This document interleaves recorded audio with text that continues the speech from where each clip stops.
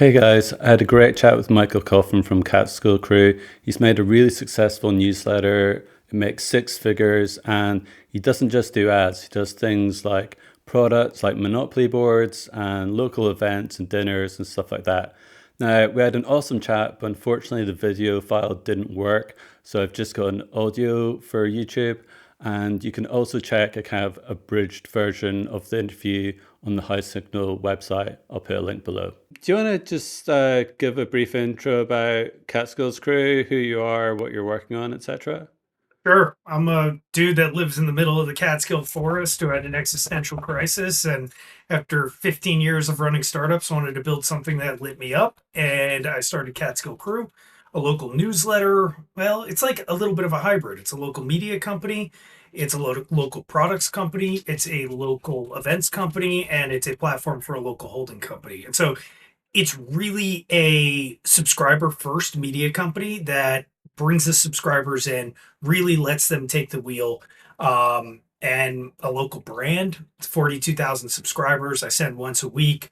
I try to do things differently. I try to send once a week, super high value, something interesting, something different, something that sticks out in a sea of noise, your inbox is filled with mostly garbage. I want to make sure that you don't delete my email, you want to read it. And everything points back to IRL. So everything, local newsletter, in my opinion, should run the opposite of a trad media model. And it should really be about building a true community with authentic local voices. So I started October 2023. And it's been a hell of a wild ride since then. And I'm excited to see where it goes. You've hit a lot of success in a short space of time. How have you grown it so fast? Have you spent much on Facebook ads are pretty popular now, or has it been organic or a bit of both?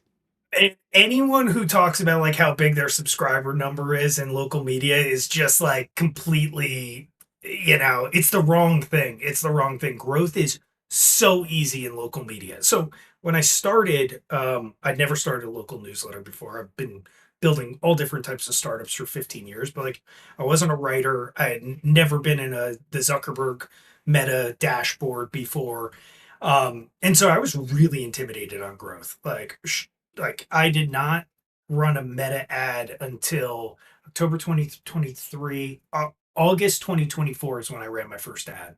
I boosted a couple things on Instagram, but like my pictures, I don't like social media. So it'd be like a picture of a river, like me catching a fish. And I was like, I'll boost that. That's cool. That's a nice looking trout. Everyone's going to love it. And so it grew organically to about 4,500 subscribers just through throwing events, through making Canva templates and highlighting different events that were happening, tagging the businesses, saying if you want to know what else is going on in the Catskills and beyond, like subscribe to Catskill Crew. So it was really around riding the coattails of established businesses, and making them look good. If you don't make them look good, why are they going to reshare it? And then kind of like I may have mentioned, like throwing events, always good. Like when you're driving traffic to those venues are going to take photos of your events. They're going to tag you. The folks who attend those events, products like the discount cards I launched, like a lot of people thought it was a discount card, 10 different businesses, usually 10, 15% on those. It was valid for a year. A lot of people thought that was in a pursuit of creative monetization, but it wasn't. It was just like I never wanted Catskill Crew to just be a newsletter. So like how do you go from the inbox to the wallet? And then how do I ride the coattails of those businesses again by making them look really cool on this discount card, really beautiful imagery, and they would post it and share it. And finally, August 2024, I let my buddy Philip, who runs the Orlando Signal, convince me to run meta ads. And it was just it's rocket fuel. I mean, the number just straight up into the right. I was spending $35 a day, and I finished 2024 with like 11 or 12,000 subscribers. So 4,500 it took me to get like almost a year.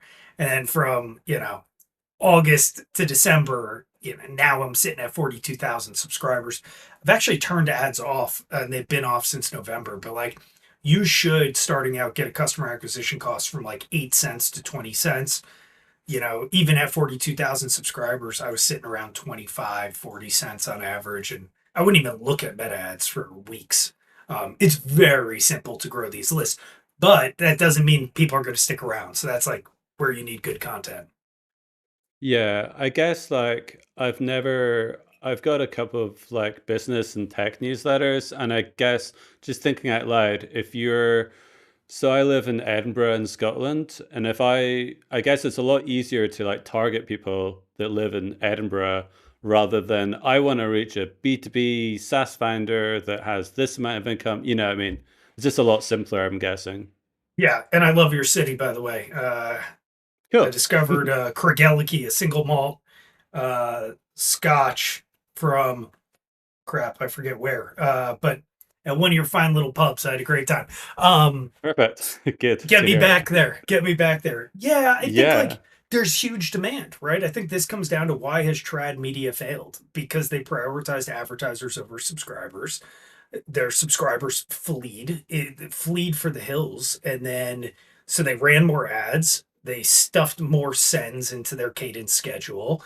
Um, and so it makes it really tricky. And so there's this huge demand from local communities to have authentic, high quality content. And that could take so many different forms. Like, I don't write about news. Yeah, I have some events in there, but like, I don't touch news. So the idea of like local newsletter, it doesn't have to do with anything news related. The sky's the limit. You can write about, arts and culture. You can write about just happenings. You can write about, you know, the culinary scene. You could just talk about like being outdoors and like what's happening. Like I write about history and nature mostly.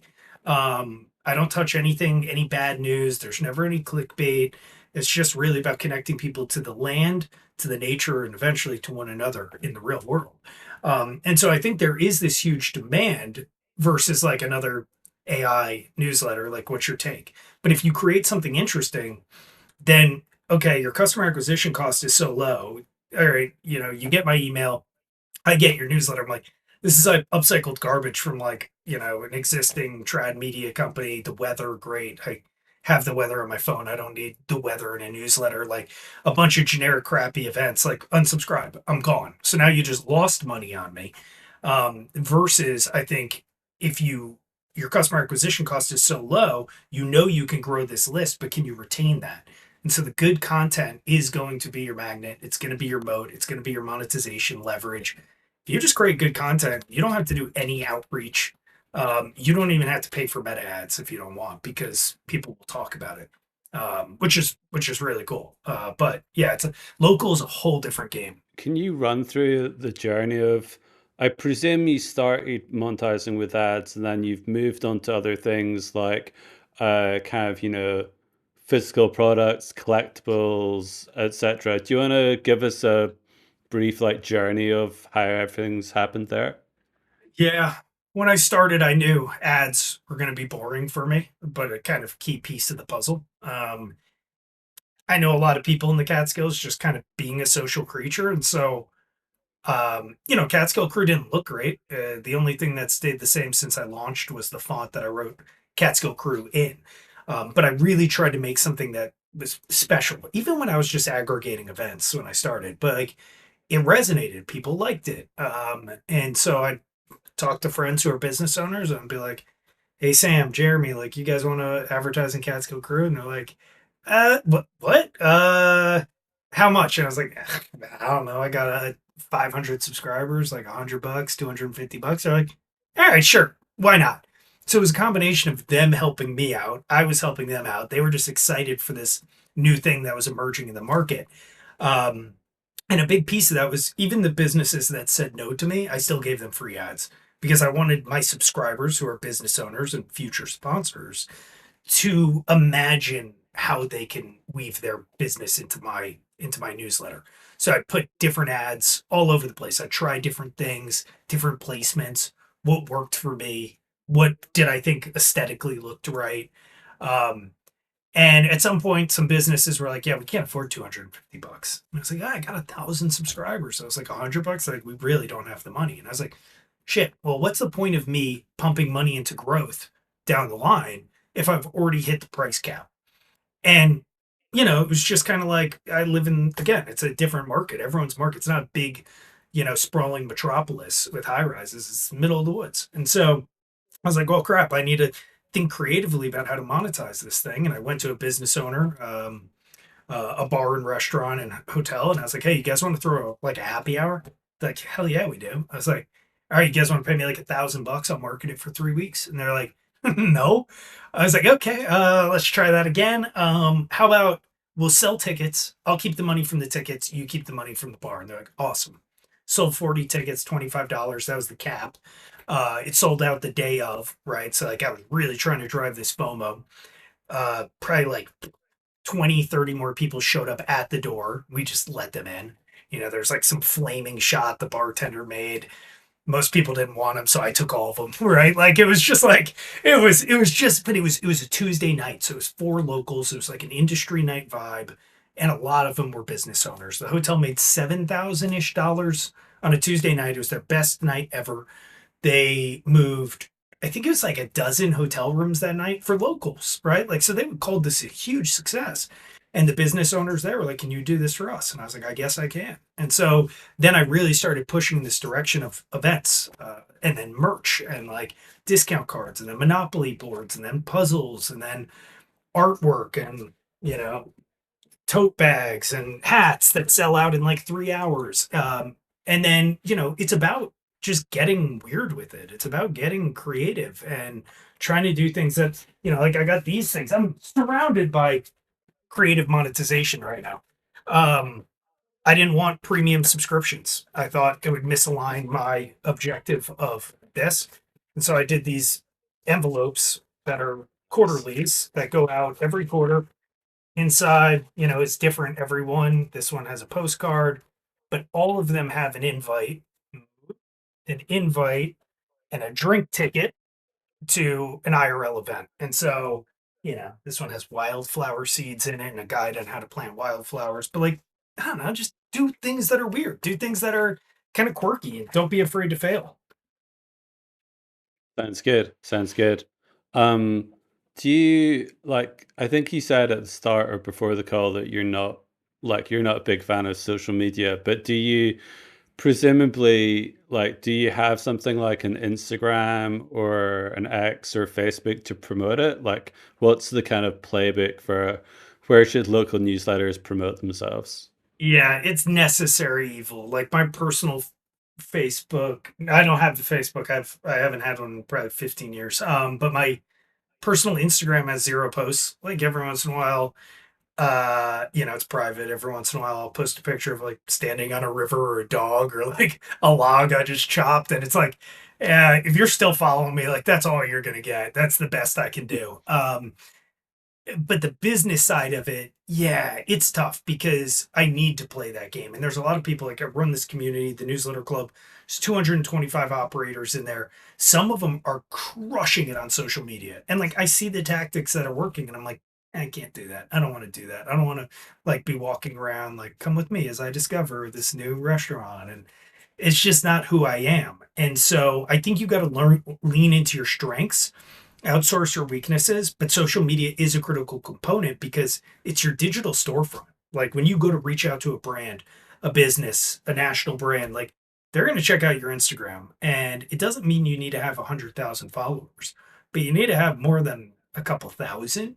And then once you hit that metric, then like screw it. I just don't think it. I don't think it translates to anything anymore. Like the number of people that follow me, I just threw a dinner club the other day, and like a ton of people were just like, came up to this group of folks, and I was like, "How long you been following the newsletter?" They're like, "Oh, we follow your Instagram account." I was like, "What?" Like that's I don't do anything really there, but they still discovered the brand through that, and so it's top of the funnel. But your job should always be to send folks toward the newsletter to own the audience, as they say. But it's when you have kind of 10,000 followers, you could reach out to brands in your local market or national market, and at least you got something. You could be like, "Hey guys, like we have this newsletter. It's got 42,000 subscribers. Like, would love to chat about this play." Versus like, how do we partner? It's like, no, have some more actionable, something more structured versus like something generic. But it's your storefront, so you need it. Yeah, that sounds smart. Um, Apart from that, like, say if someone is starting a local newsletter, what are the kind of like, everyone, I know that everyone can make one super easy, and like, I prefer Ghost. I think you use Beehive, but like, what do I guess, like the first couple of months or the first year even look like? How do you like survive making a local newsletter? It's gotta be fun. It has to be fun. I can't tell you how many operators I've worked with who, join the newsletter club and they're like, all right, we got 20,000 subscribers. I'm like, hell yeah. All right, let's get into this. Let's do this. Like, what's the plan? Like, what is your goal? What is your content strategy? Like, we don't know. We just got a ton of subscribers. We've never hit send yet, and we need to start monetizing today. I was like, you're cooked. You're done. Because your job is to find your voice, to build something different, to identify your content buckets, and to build trust within your market. Just because you have a list of subscribers, like, are you doing anything interesting? Why would anyone want to back you? And so I think fundamentally, this comes down to the fundamentals, which is like, why on earth are you starting this? Is it, for me, it was I just wanted something creative. I wanted something that connected me to my market. I wanted to have some fun, and I love the Catskills. I want to die here. And so, like, my bookshelves are covered in books on the Catskills, like the history, the nature, the people. And so, like, first and foremost, it was a love of this place. And then I'm a social creature. So it was like, crap, I can make so many more friends if I write this newsletter. And, it was also kind of the routine. Every Tuesday I had send. I've not missed that through death, through sickness, through good fishing, through travel. I always hit it. Um, and, then it's the North Star. Like, okay, I want to run this till the day I die. Great. That's my North Star. So it has to be fun for me. Then you have like these lighthouses. What is Catskill Crew all about? And you can't know this. You have to get started, right? But like for me, I started plotting those lighthouses and it was fun and it was community. I don't touch anything if it's not fun or community. I don't care how much money there is in it. Like if I take money from a business that's not fun or community focused, like not to say you can't take money from an insurance company. Your job is just to make it fun and community focused. Then, so there's always these challenges of like staying true to this brand versus kind of this I don't know this blah email that lands in inboxes. Um, then it's just about hitting send. Don't let perfection be a headwind. Let it be a tailwind. Don't try to like fine tune your media kit before you even start. I didn't have a media kit for a year. Don't try to figure out what your content buckets are before you start. Like, just start hitting send. Send it to your mom. Send it to your grandma. Send it to your neighbors. Start posting about it and see what happens. And then you're like, oh shit, 12 people subscribed. Like, that's pretty cool. Like for me, it was. And then I hit 100, and I was like, this is insane.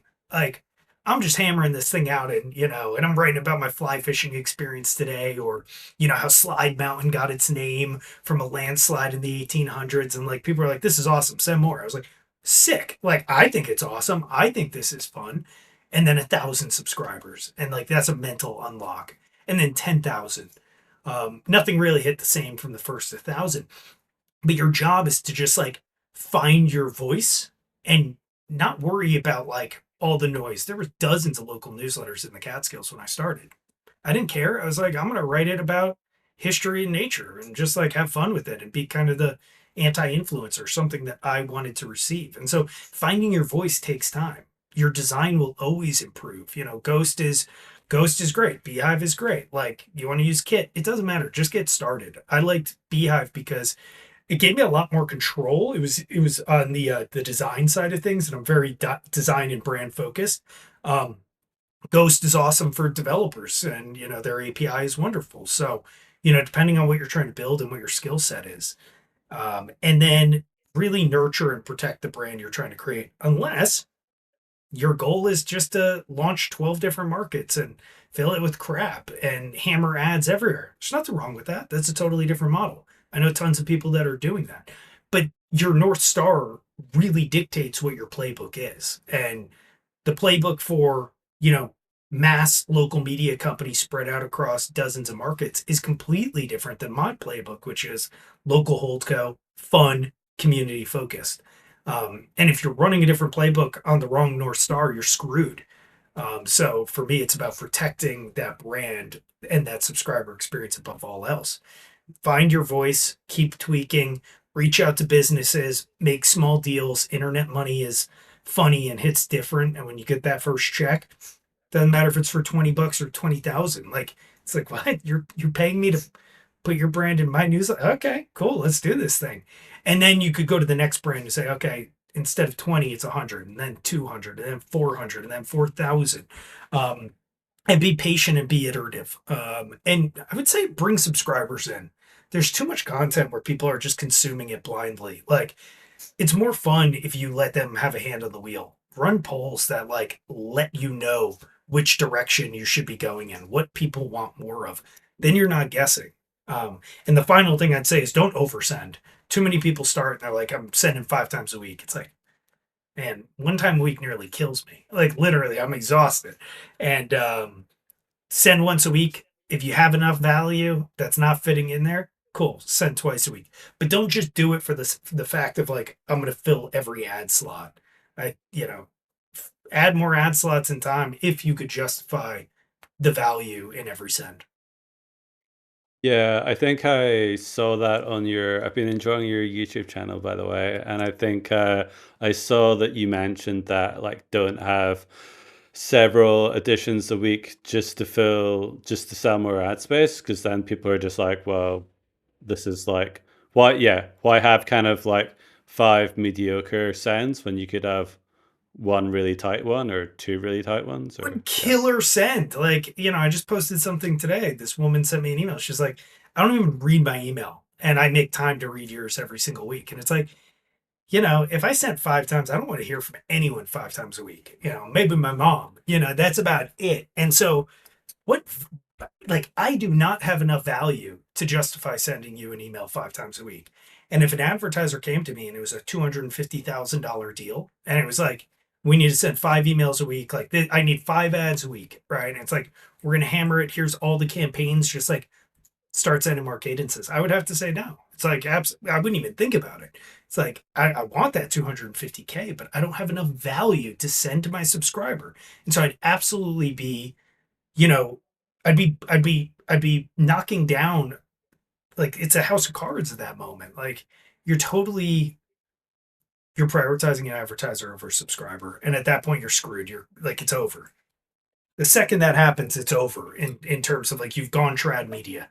And I think what's cool in terms of like what I've noticed in the newsletter club is all these different operators, many of them have been in business way longer than I have, right? Like I've been 2.5 years, some are 5, 7 years, and they're all starting to turn into conduits for community.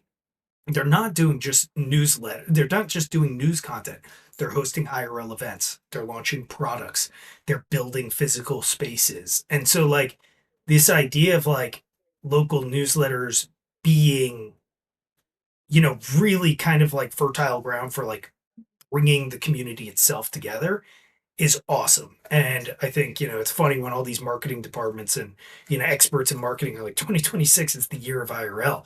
Oh, IRL, that's where all the marketing spend's going to go. It's like, whatever, but like, that's what we are. We're social creatures. Like, this doesn't address our monkey brains. We like should be sitting in a pub having some Kregeliki and like really enjoying ourselves. And like, that's where the connection is made. This is, it doesn't really exist for our monkey brains. And so, like, if you're able to bring the community together, and yes, guess what? It actually works very well for your business itself because when you throw an event, you get to hang out with folks. You're more than a newsletter. You are not just aggregating events, you are hosting events. You're hanging out with business owners. Like, those business owners and subscribers are your advertisers. Like, why wouldn't you want to bring people together?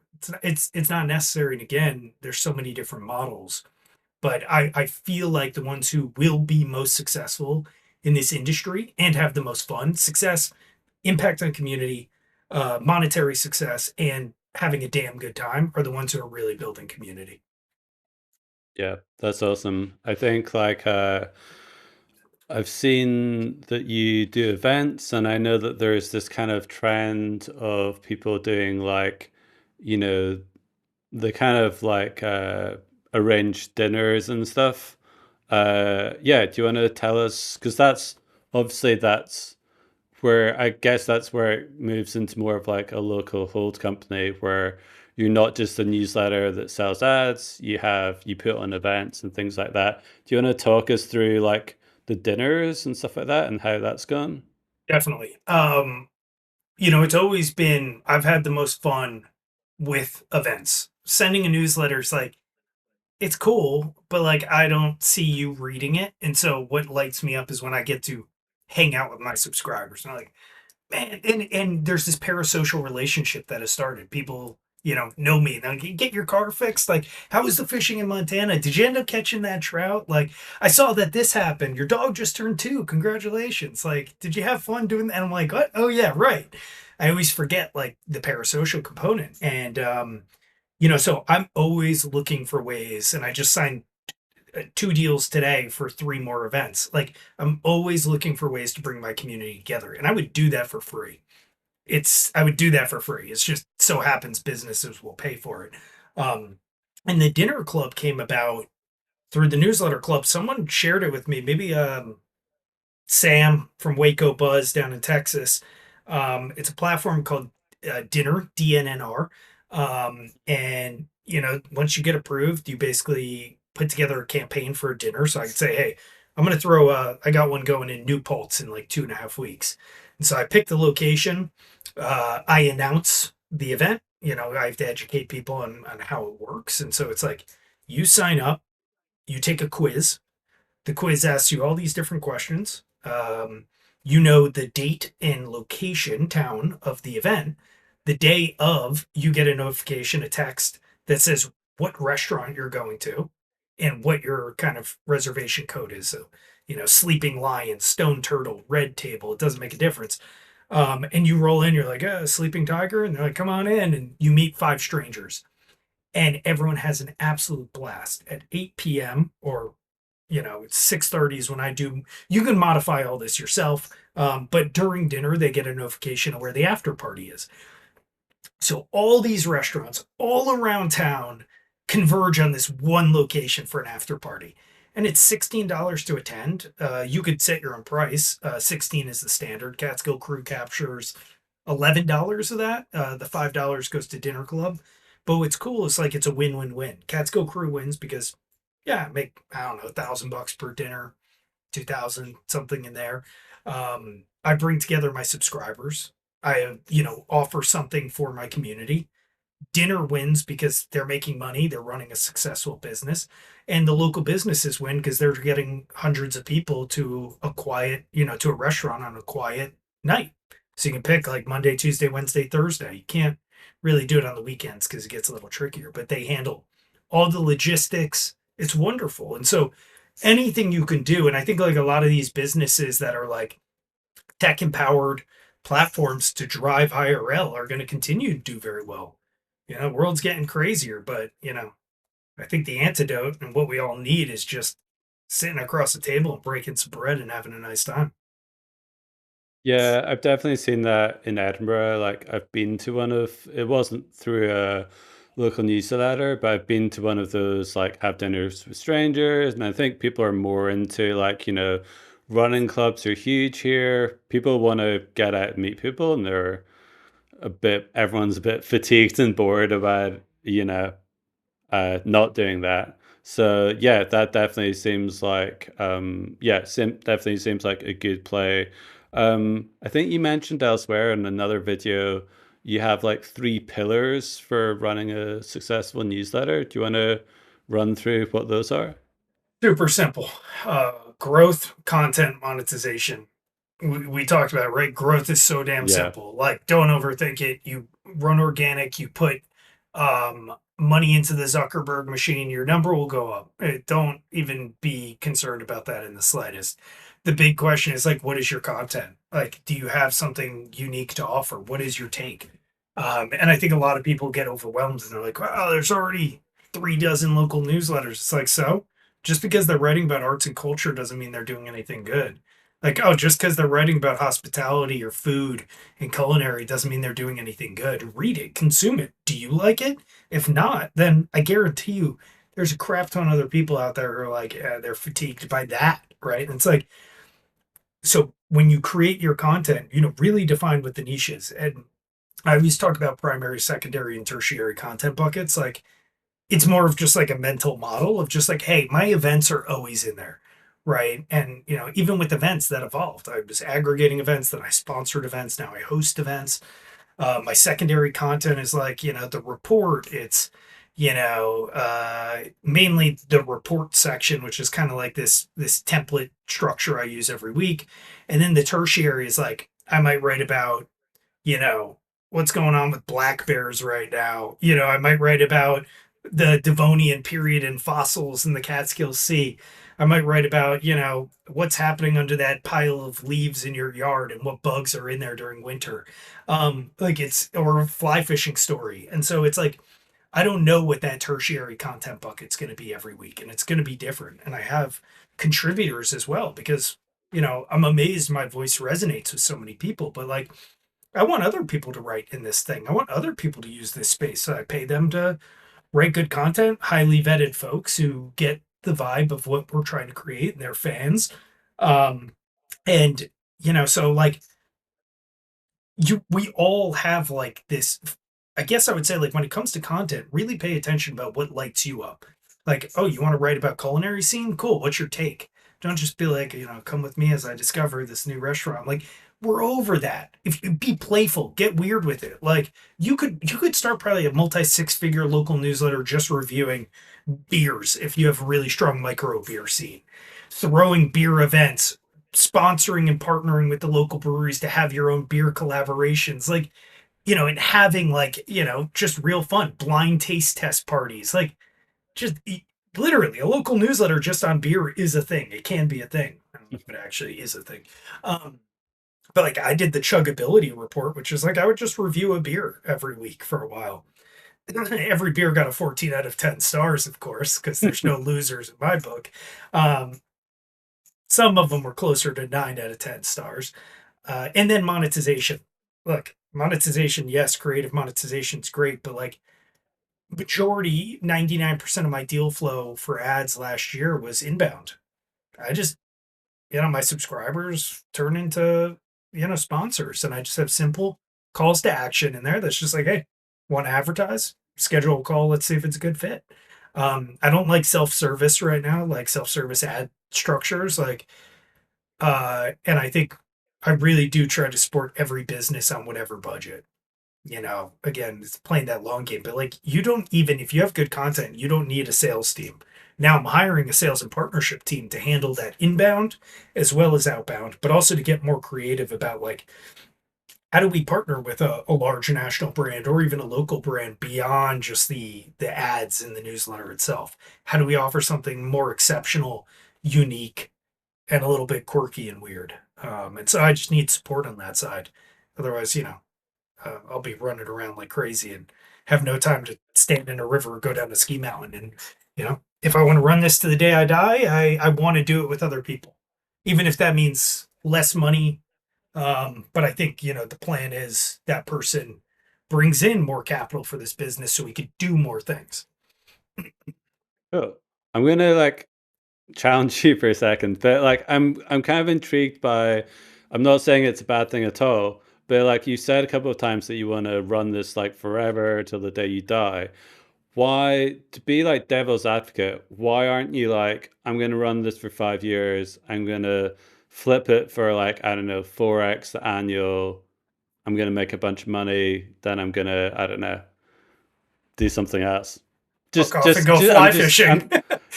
I'm, yeah, I mean, if you're, I guess, if you want to just stay in the Catskills your whole life, I mean, maybe I'm just answering your own question for you, but you No, I can think tell it's me.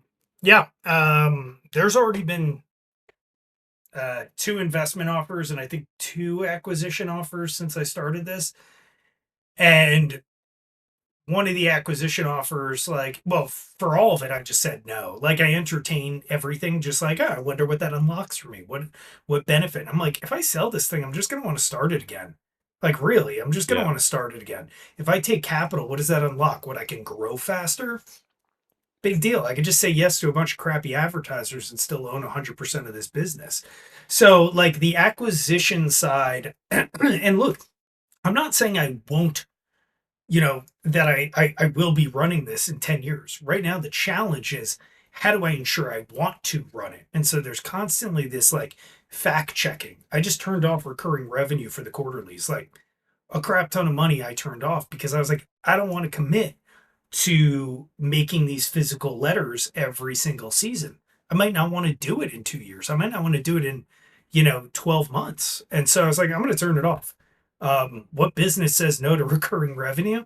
I don't know. Someone who's prioritizing joy and mental health, I suppose. And so, you know, I think it's more of just the challenge itself of like, if I'm building this to really run it until the day I die and to have the most fun and most impact on my community, what does that mean? And I think it makes me run a different type of business than, most local media companies. But it's tricky, and there's a balance to that for sure. But and I've spent 15 years building companies with that mindset of like, I'm going to build this, I'm going to flip it, and that's the goal. And I don't even give a crap about the mission, but it's like, and so like I'm tired of that, and I'm kind of just like I'm exhausted building and selling or building and shutting down because it never sees the light of day. And I just think all of us, I can't say all of us. I perform best when I'm building things I absolutely love, things that consume me, and I it just hits different.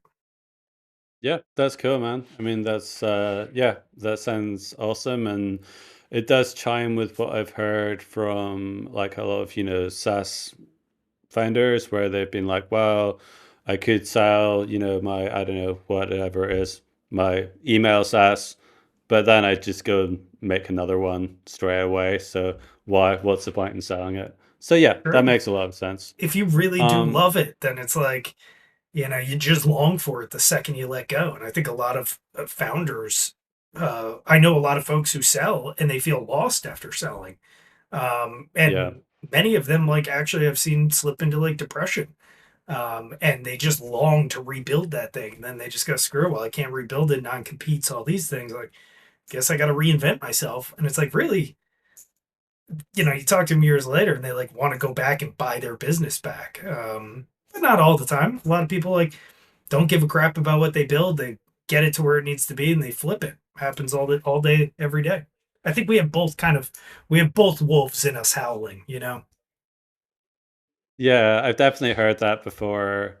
People have a big exit and then they have the existential dread of like, oh, I'm 35 and I'm worth like 100 million, but I don't know what to do with my life, and I get depressed, and then they have a heart attack 2 years later, and Can't sit it around. happens. Like I can't retire. Like I love Yeah, making things too much. And I yeah, know if I was 80 years old, an old fart wearing waders in a river, like still hopefully, and it's like running Catskill Crew and meeting with the content team and like launching weird quirky products and like I don't know, it keeps me young, it keeps me the gears turning constantly, and it keeps me connected. And I think the happiest people I know are the most social. And I don't mean that in like an extrovert introvert way, but like you have a tie to your community, whether that is, and I don't think your work community is a real community anymore. I think like, family, religion, hobby, like you need to find your community. And for me, it's everyone in my region is my community. And I really feel responsible for supporting them, but also it's extremely rewarding for me that I get to hang out with them. yeah. I did realize at the start of this that you can't ever leave the Catskills now. So if you meet someone and they're like, "Hey, let's move to Hawaii," you're like, "Well, nah, can't really do that."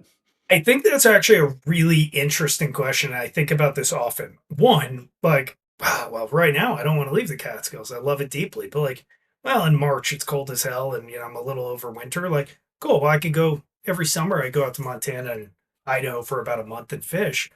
And I lean into that in the newsletter. I'm like, hey guys, like that time has come. I'm headed west, and that's a content bucket, right? I shared that story. I think it would be really strange if I moved to, Alaska or something like that. It's like, oh, I'm still writing this local newsletter. Like, we're gonna throw this dinner club. It's like you're not even around. Like, so there is Yeah. this real challenge. There are operators I know and work with who do not live in their market. That's fine for some. For me, that would feel very strange. So I feel tied to this place, but I feel like I'm holding on to it, not it's holding on to me. Yeah, that's cool. And I think, yeah, I think that would play pretty badly if you're like, sign up to my Edinburgh newsletter. I live in Barcelona, by the way. You Yeah. know what I mean? So yeah, There's an authenticity that like the subscribers will notice immediately. It's unavoidable. You have to like speak the language and know the language. But like at the same time, like there's large entities that run these, there's independent and venture backed businesses that run local media companies where they do not have anyone there. And I just think it's like it's I don't know. I like it can't be for me. I can't do that.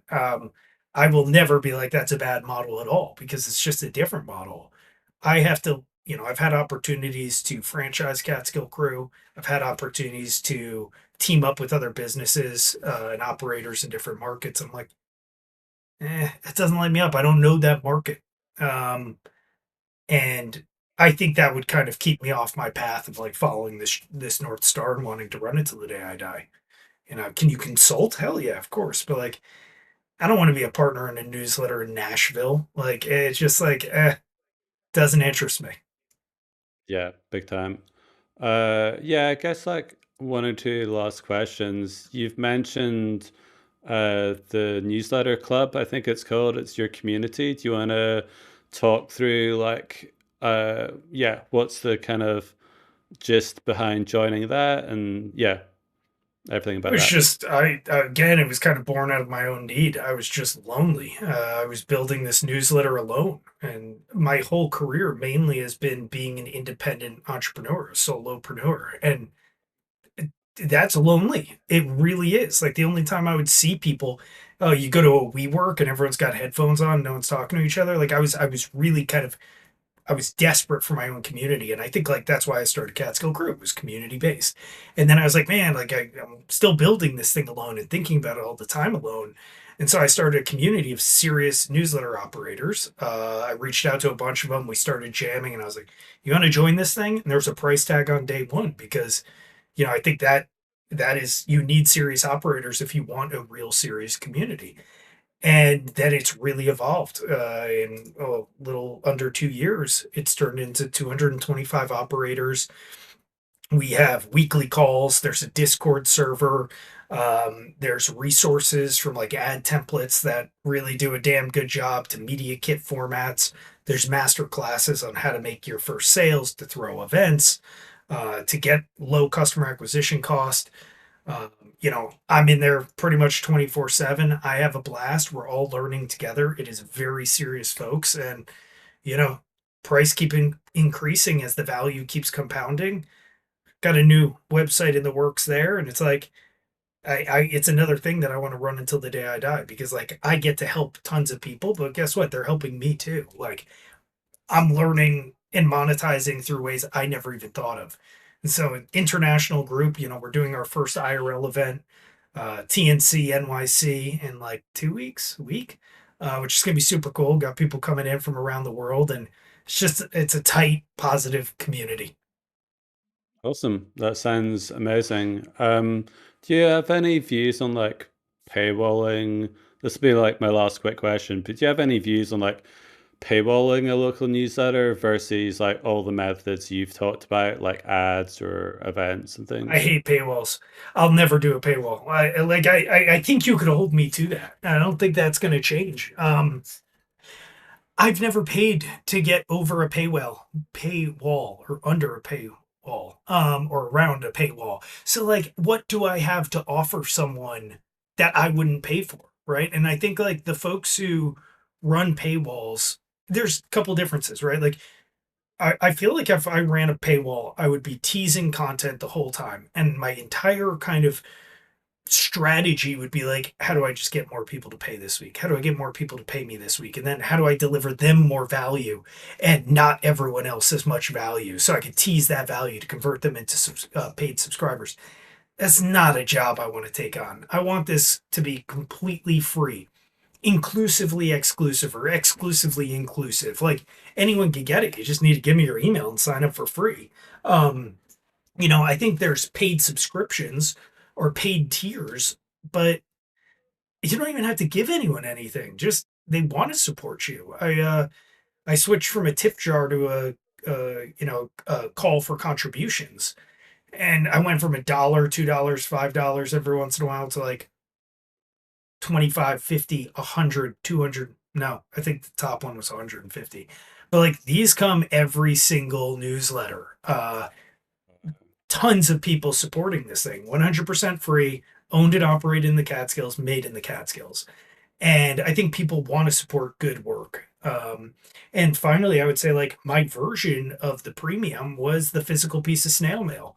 And I pour my heart and soul into that each three. Yeah, well, I send it out every season at the start of a new season.